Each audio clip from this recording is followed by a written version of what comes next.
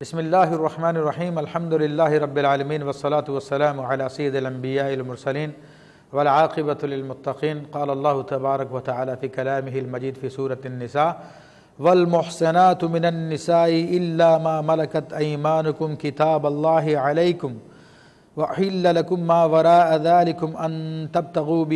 باموالکم محسنین غیر مصافحین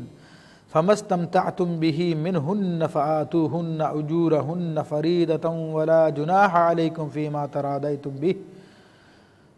تراضيتم به من بعد الفريضة إن الله كان عليما حكيما صدق الله العظيم وصدق رسوله النبي الكريم ونحن على ذلك من الشاهدين والشاكرين والحمد لله رب العالمين مولاي صل وسلم دائما أبدا على حبيبك خير الخلق كلهم رب اشرح لي صدری ویسر لی امری واحلل عقدۃ من لسانی یفقهوا قولی۔ الحمدللہ اس سے قبل ہم نے سورۃ النساء کی اس آیت طیبہ آیت نمبر 22 کا مطالعہ کیا تھا، جس میں اللہ تبارک و تعالی نے محرمات کو بیان کیا، 22 اور 23 کا، جس میں حرمت کی وجوہات اللہ تبارک و تعالی نے بیان فرمائی کہ تم پر عورتوں میں سے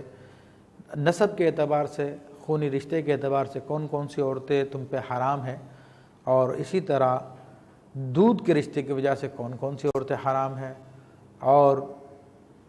سببی رشتہ یعنی نکاح کے رشتے کی وجہ سے کون کون سی عورتیں تم پہ حرام ہو جاتی ہیں۔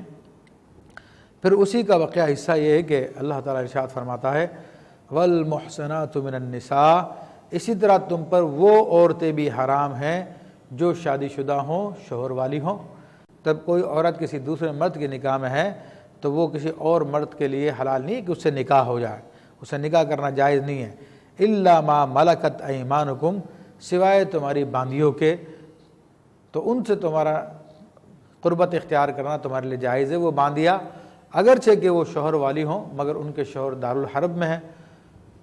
اور دارالحرب سے وہ قید ہو کر یہاں پر آئی ہیں، تو دار کے تبدیلی سے یعنی ایک دارالاسلام ہوتا ہے، ایک دارالحرب ہوتا ہے۔ یہاں پہ جہاں پہ اسلامی حکومت ہو، جہاں پہ کفر کی حکومت ہو، جن سے مسلمانوں کی جنگ جاری ہو، تو وہ دارالحرب ہے۔ تو اس علاقے سے اگر عورتیں یہاں پہ آ جاتی ہیں اور یہاں پہ قید ہو جاتی ہیں تو وہ پھر باندیاں ہوتی ہیں، اور ان کے نکاح کا حکم ختم ہو جاتا ہے جو سابقہ نکاح ہوتا ہے۔ تو فرمایا کہ اگر تمہاری باندیوں سے تمہیں قربت کرنا جائز ہے، اگرچہ کہ ان کے میاں وہ ان ممالک میں وہاں پر زندہ ہوں بھلے،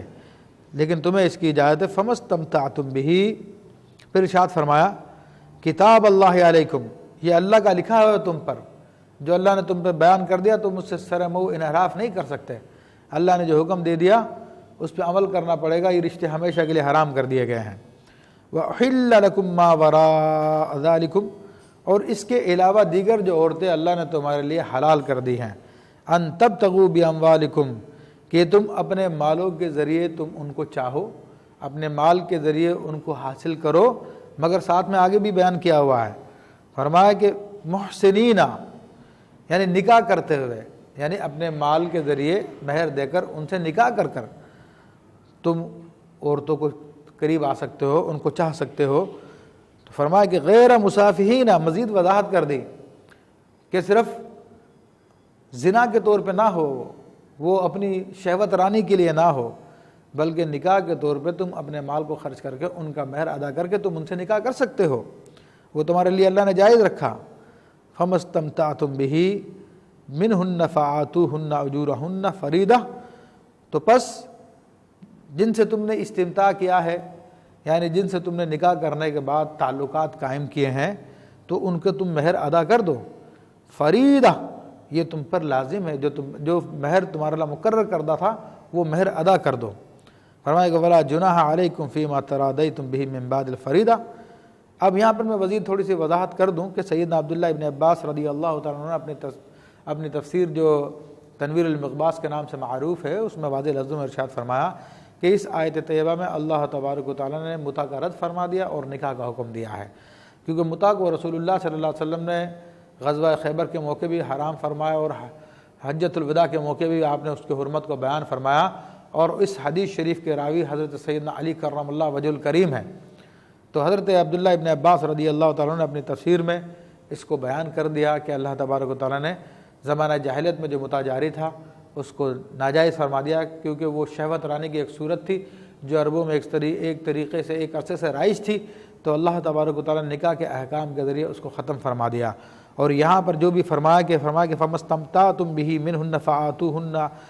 فَآتُوهُنَّ أُجُورَهُنَّ فَرِيضَةً کہ جس سے تم نے استمتاع کیا ہے تم ان کو ان کا مقرر کیا ہوا حصہ دے دو۔ وَلَا جُنَاحَ عَلَيْكُمْ فِي مَا تَرَاضَيْتُمْ بِهِ اور تم پر کوئی گناہ نہیں ہے اس معاملے میں جو تم میں آپس میں رضامندی سے طے پا جائے، من بعد الفریدہ مقرر کرنے کے بعد، یعنی نکاح کرتے وقت جو مہر مقرر کیا گیا تھا وہ مقرر کرنا ضروری تھا، لیکن اگر مقرر کرنے کے بعد میں میاں بیوی رضامندی کے ساتھ اس میں کچھ کمی کر لیں، کچھ بیشی کر لیں، یعنی عورت چاہے تو کچھ مہر چھوڑ دے یا پورا چھوڑ دے تو بھی جائز ہے، اور مرد چاہے تو اس میں کچھ اضافہ کر دے یا بہت زیادہ اضافہ کر دے تو بھی جائز ہے، آپس کی رضامندی سے ہو سکتا ہے۔ ان اللہ کان علیما حکیما، اور اللہ تبارک تعالیٰ علم اور حکمت والا ہے۔ ارشاد فرمایا کہ وَمَن لَّمْ يَسْتَطِعْ مِنْكُمْ طَوْلًا أَن يَنكِحَ الْمُحْصِنَاتِ الْمُؤْمِنَاتِ۔ اب یہاں پر وہ احکام، چونکہ نکاح کے احکام بیان کیے جا رہے ہیں، شادی کے احکام بیان کیے جا رہے ہیں، عورتوں سے تعلقات کے احکام بیان کیے جا رہے ہیں، کیونکہ یہ نکاح کا سلسلہ ہی وہ سلسلہ ہوتا ہے جس سے نسل انسانی آگے چلتی ہے، اور جب نسل انسانی کو چلانے والے سلسلے میں خرابیاں پیدا ہو جائے گی تو پوری نسل انسانی بگڑ جائے گی۔ جس طرح کہ آج ہم دنیا کے مختلف ممالک میں دیکھ رہے ہیں جہاں پہ نکاح کا انسٹیٹیوشن ختم ہو گیا یا ختم ہوتا جا رہا ہے، تو وہاں پر کسی کا کوئی پرسان حال نہیں ہے۔ وہ بچے جن کو باپ کی شفقت نہیں ملے گی تو پھر وہ کس قسم کی مخلوق پیدا ہوگی آپ اندازہ کر سکتے ہیں، جبکہ اس کے مقابلے میں جہاں پر نکاح کے ذریعے سارے کے سارے معاملات ہو تو وہاں پر انسان کا بچہ انسانی پیدا ہوتا ہے اور اس کی پرورش انسانی طریقے سے ہوتی ہے، تو معاشرے کے لیے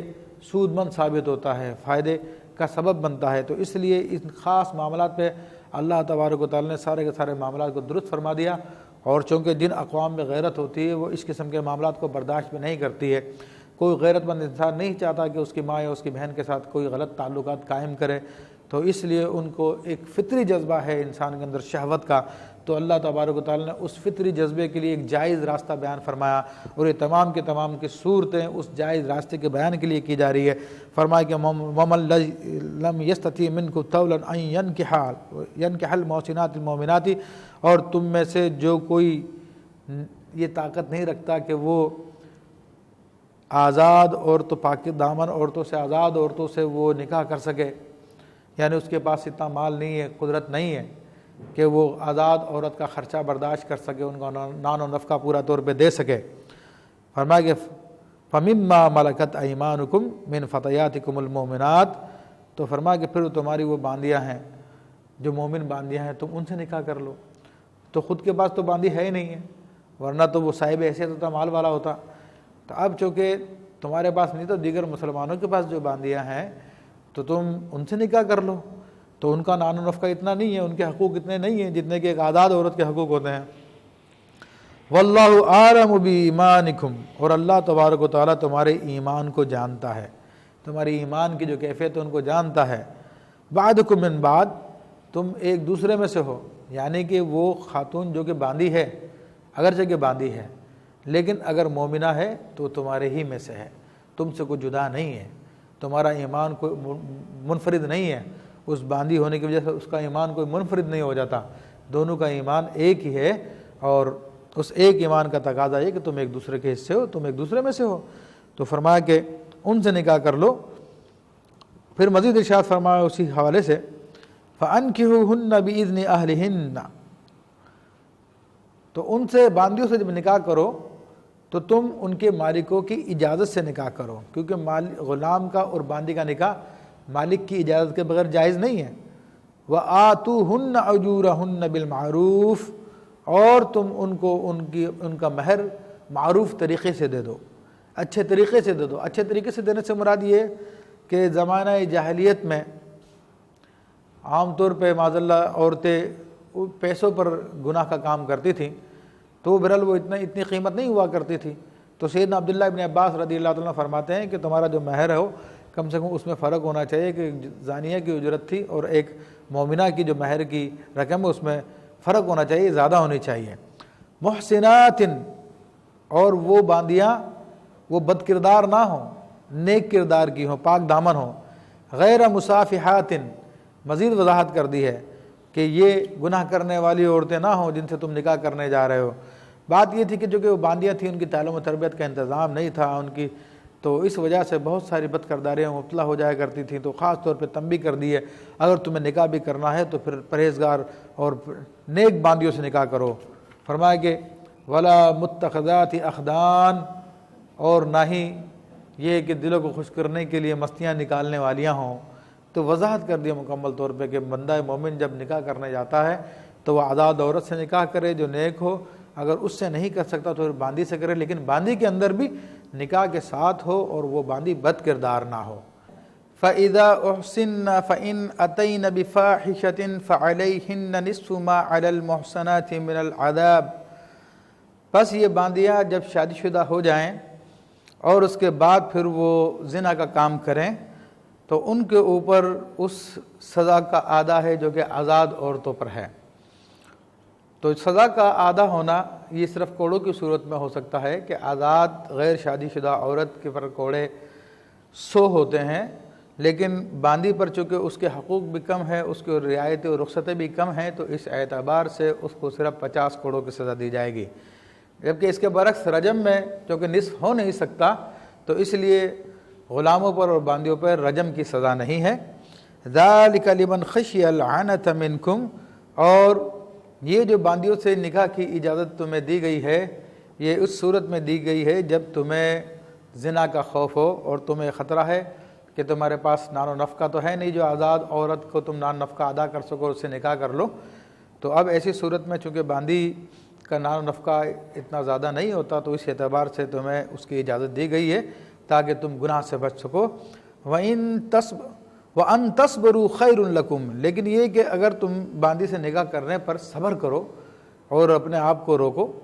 تو یہ تمہارے لیے زیادہ بہتر ہے۔ تو اس کی وجہ یہ بتائی مفسرین نے کہ باندی سے جب انسان نکاح کرے گا تو وہ کسی اور کی باندی ہوگی، جب اس باندی کو جو بچے پیدا ہوں گے وہ سارے کے سارے اس آدمی کے غلام ہوں گے کہ جس کی ملکیت یہ باندی ہے،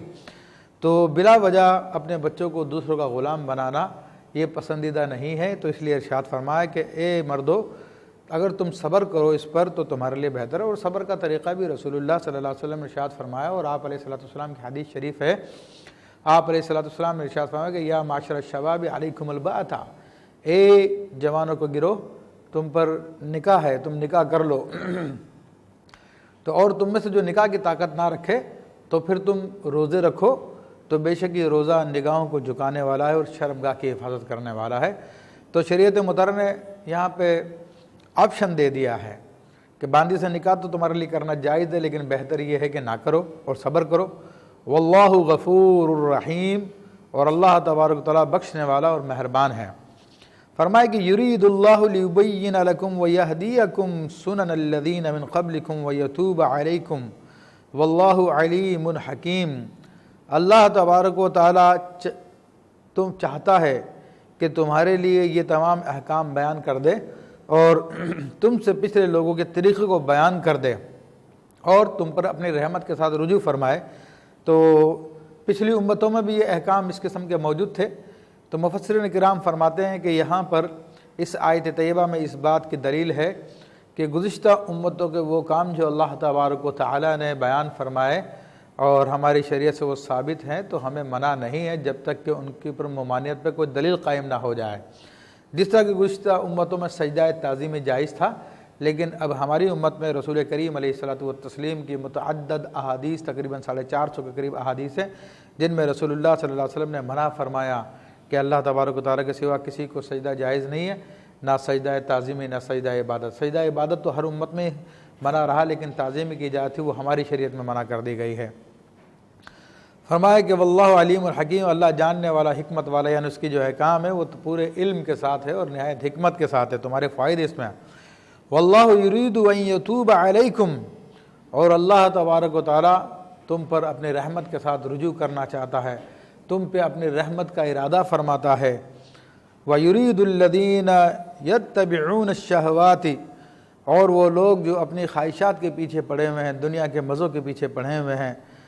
وہ چاہتے ہیں ان تمیلوا میلا عظیما، کہ تم سیدھی راہ سے بالکل الگ ہو جاؤ، سیدھی راہ سے پھر جاؤ۔ تو یہ یہود و نصارہ کی طرف اشارہ فرمایا، مشرکین کی طرف اشارہ فرمایا کہ وہ تمہیں تمہارے دین سے دور کرنا چاہتے ہیں۔ یرید اللہ ان یخفف عنکم، اللہ تبارک و تعالیٰ تو تم پر تخفیف کرنا چاہتا ہے، تم پر شریعت کے احکام کو آسان کرنے کا ارادہ رکھتا ہے۔ وَخُلِقَ الْإِنسَانُ ضَعِيفًا،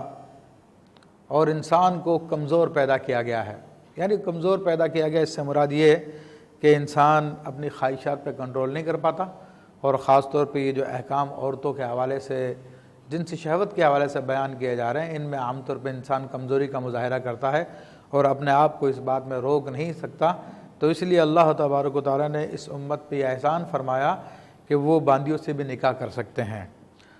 فرمایا کہ یا ایھا الذین آمنوا لا تأکلوا اموالکم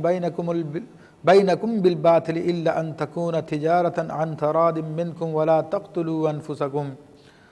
اے ایمان والو تم نہ کھاؤ اپنے مال، تمہارے مال باطل طریقے سے۔ تو اب جیسا کہ میں نے شروع میں سورہ نساء کے شروع میں عرض کیا تھا کہ سورہ نساء ایک یہ شرعی احکام کا گلدستہ ہے جس میں مختلف قسم کے پھول چنے ہوئے ہیں، تو کہیں یتیموں کے احکامات کے پھول ہیں، کہیں بیواؤں کے احکامات کے پھول ہیں، کہیں وراثت کے احکام کے پھول ہیں، تو کہیں باندیوں سے نکاح کے اور دیگر معاملات۔ اسی طرح یہاں پر یہ جو پھول آیا، یہ پھول ہے تجارت کے حوالے سے، دوسروں کے مال کے حفاظت سے۔ تو اللہ تبارک و تعالیٰ نے اس سے قبل جو احکام بیان فرمائے وہ دوسروں کی عزت کی حفاظت کے حوالے سے بیان فرمائے تھے۔ تو اس میں مناسبت یہ ہے کہ عزت کے بعد انسان کو پھر مال پیارا ہوتا ہے، تو مال کے حوالے سے اللہ تبارک و تعالیٰ نے احکام بیان فرمائے کہ اے ایمان والو تم ایک دوسرے کا مال باطل طریقے سے نہ کھاؤ۔ اب باطل کے اندر جھوٹ، چوری، غصب، ڈاکہ، سود، یعنی ہر برا طریقہ جو شریعت مطہرہ نے جس سے منع فرمایا ہے، تو ایک دوسرے کے مال کو باطل طریقے سے نہ کھاؤ۔ الا ان تکون تجارۃ عن تراض منکم، سوائے یہ کہ وہ تجارت کے ذریعے سے ہو جو تمہاری آپس کی رضامندی سے طے کی گئی ہو۔ تو تجارت میں یعنی بے و شراء ہے، خرید و فروخت ہے، تو اس کے ذریعے اگر تم ایک دوسرے کا مال لیتے ہو جبکہ دونوں کے دونوں راضی ہیں تو اس میں کوئی حرج نہیں ہے۔ تو آج ہمارے معاشرے میں بعض لوگوں کو دیکھا جو زور آور ہیں اور سرکاری عہدے پہ ہوتے ہیں یا دنیاوی جاہ ان کے پاس ہوتی ہے، تو وہ جس چیز کو دیکھتے ہیں، پسند کرتے ہیں، تو وہ فوراً اس کو خریدنے کی کوشش کرتے ہیں۔ اگر اس کا مالک اس کو نہیں بیچتا تو پھر اس کو دھمکیاں دیتے ہیں، ڈراتے ہیں۔ تو یہ سب کا سب حرام ہے۔ اللہ تبارک و تعالیٰ نے تجارت میں یہ فرمایا کہ رضا مندی کے ساتھ ہو، کسی کو مجبور کر کے اس کا مال لے لینا یہ اکراہ ہے، اس کے اوپر جبر کرنا ہے، تو یہ جائز نہیں ہے۔ وَلَا تَقْتُلُوا أَنفُسَكُمْ، اور تم اپنی جان کو قتل نہ کرو۔ اس آیت طیبہ میں اللہ تبارک و تعالیٰ نے خودکشی کی طرف بھی اشارہ فرما دیا کہ انسان جو خودکشی کرتا ہے، اپنے آپ کو مارتا ہے، تو یہ اللہ تبارک و تعالیٰ کے یہاں پہ حرام ہے۔ اور اللہ تبارک و تعالیٰ نے خودکشی کے حوالے سے خصوصی طور پہ یہ جملہ فرمایا۔ تو آج ہمارے زمانے میں خودکشی کی مختلف صورتیں ہیں، کوئی زہریلی گولیاں کھا کے مرنے کی کوشش کرتا ہے، کوئی چھت پہ سے کودنے کی کوشش کرتا ہے، کوئی پانی میں چھلانگ لگاتا ہے، کوئی ٹرین کے سامنے آ جاتا ہے، اور ایک جدید صورت جسے معاذ اللہ ثم معاذ اللہ اسلامی جہاد سے تعبیر کیا جا رہا ہے، جس کا جہاد سے کوئی تعلق نہیں ہے، وہ خودکش حملے ہیں۔ تو یہ خودکش حملوں کی اجازت شریعت مطہرہ میں نہیں ہے، یہ خودکش حملے مسلمانوں کے خلاف کیے جا رہے ہیں۔ تو یہ خودکش حملہ جیسے کہ نام سے ظاہر ہے کہ خود اپنے آپ کو مار کے کرنا ہے۔ تو اللہ تعالیٰ نے اس آیت طیبہ میں منع فرمایا لا تقتلوا انفسکم، تم اپنے آپ کو، اپنی جانوں کو قتل نہ کرو، بلکہ اس کے اندر دونوں باتیں موجود ہیں۔ ایک خودکش کو بھی منع کیا گیا